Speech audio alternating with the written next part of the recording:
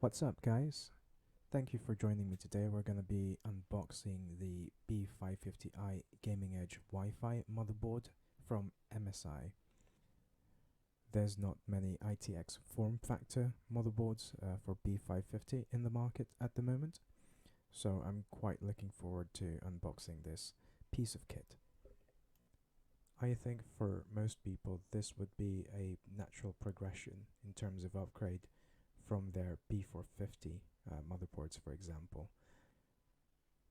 Just quickly looking at the back of the box here, and the feature that immediately strikes me is the better VRM design that pretty much comes with all B550 chipsets. This basically means that these motherboards are well positioned to support future AMD processors, especially when it comes to the increasing number of cores we're seeing in entry-level CPUs. So without further ado, let's start unboxing. So you've got a bog standard box, nothing special, but what I've noticed initially was that there was no support padding in top of the motherboard, so when you gave the box a bit of a shake, you could hear the motherboard moving around in there, so I'm hoping that there's nothing broken. Your first piece of item is the pair of antennas for your Wi-Fi. I think I prefer this setup compared to, let's say, the Asus one, which is a wired antenna, which adds a bit more clutter, in my opinion. And then you've got the two SATA cables, not that I use them anymore, because I prefer my M2 drives, but still useful for people who kind of stick to the bigger and cheaper storage option.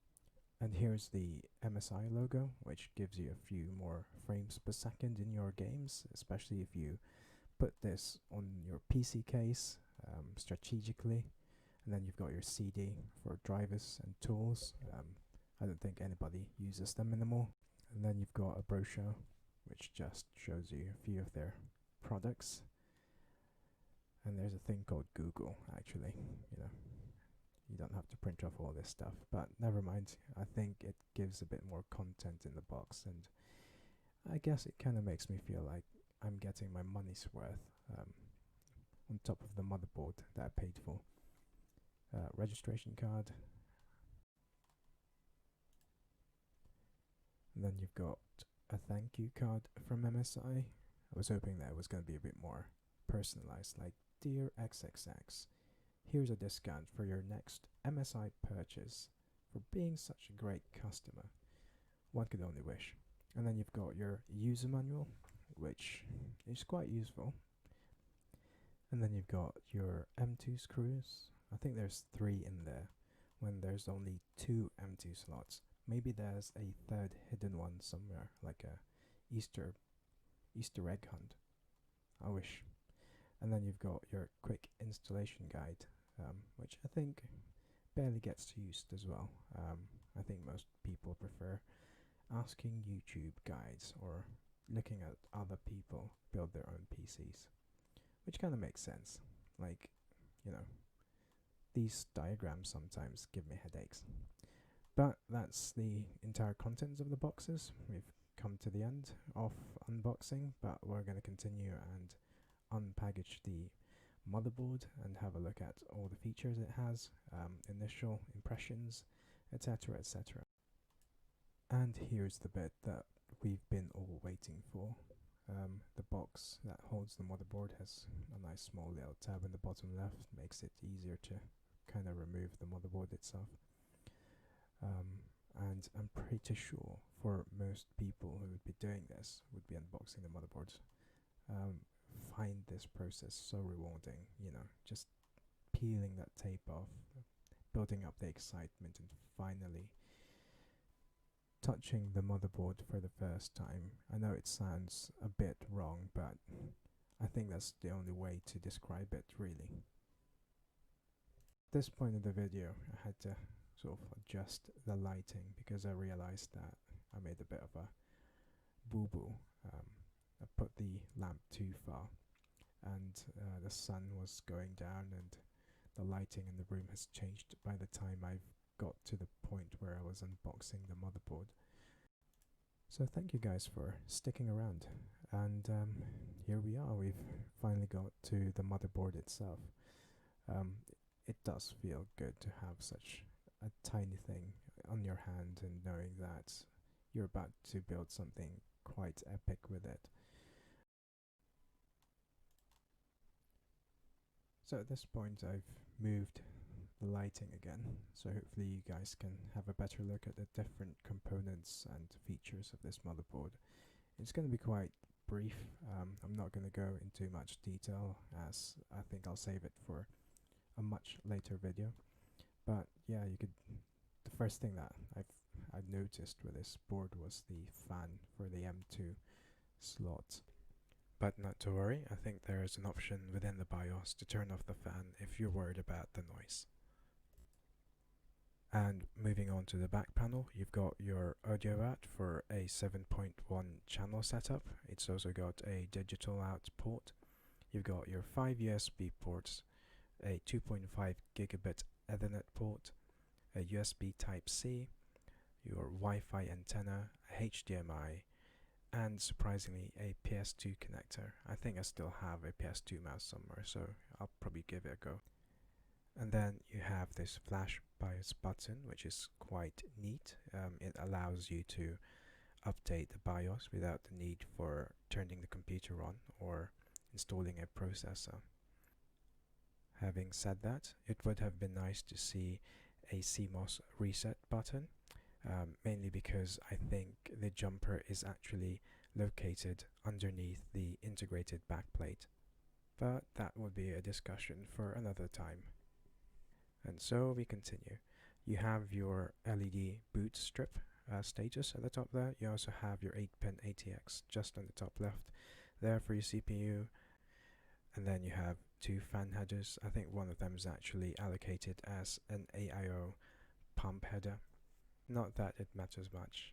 And then you have your 24-pin ATX power connector, your 4 upright SATA connectors, which is quite important, front USB-C, which is a nice feature to have, and a standard front panel header connector.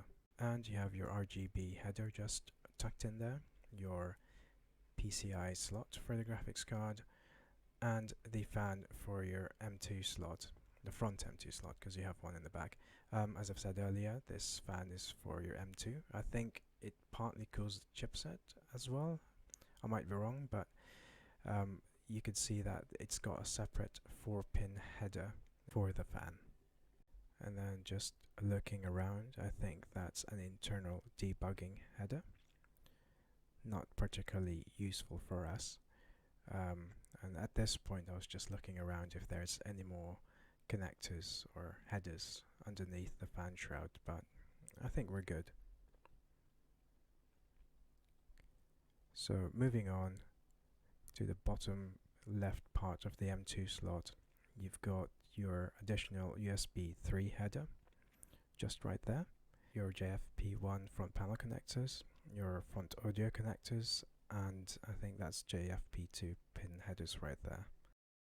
So with that, I think we've covered pretty much most of the motherboard itself, but there are a few interesting bits. As I've said, I'm not sure if this actually cools the chipset as well, apart from cooling the M2 slot. I know you guys are really tempted for me to peel off that protective film because it's such a rewarding feeling. But that will have to wait for the installation video. So just having a final look around the motherboard, you could just see the 8 plus 2 physical VRMs right there, plus 1 being a virtual VRM. And there seems to be a thermopad between the VRM and the backplate, which is a nice thing to see. I think these are 60 amp VRMs from monolithic power systems. That gives you about a total of 480 amps. I think is plenty enough for this generation and maybe the next in terms of CPU power requirements. And I think that pretty much covers most of the items in the front side of the motherboard, so let's head to the back. Immediately you could see that there's a huge bracket support for your heat sinks, pumps that you're going to install on your CPU on the front, and then you have your second M2 slot just down there. A very good position actually. A lot of case manufacturers take this into account and makes sort of like a hole for the motherboard tray that makes it accessible. And I guess one last thing to point out, which I think is quite important, the clear Cmos jumper is located between the USB Type-C in the back panel and the USB port just below it, so it's sandwiched in between there. And I think the only way to access it is to actually unscrew and remove the whole integrated back panel plate, which is a bit of a questionable decision by MSI because it is a pain in the backside to do that. But hey, let's get this thing up and running first, and I will be doing an in-depth review, doing benchmarks maybe in a few days, so hopefully you guys come back to this channel and check it out.